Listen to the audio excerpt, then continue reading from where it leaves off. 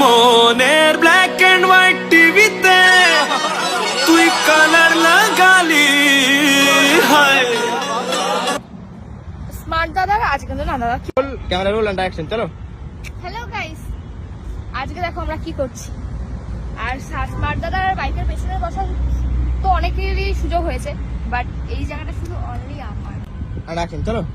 Hello guys, এই দেখো আজকে আমি আর স্মার্ট দাদা কি করছি।